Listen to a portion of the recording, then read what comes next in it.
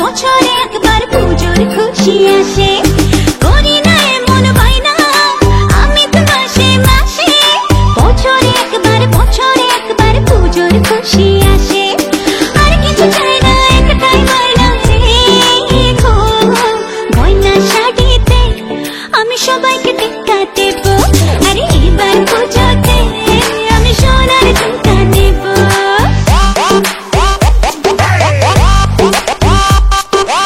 ঝুমকা ঝুমকা সোনার ঝুমকা রাখবো তোমার বায়না গো, সোনার অঙ্গে সোনার গয়না আমি তোমার আয়না গো।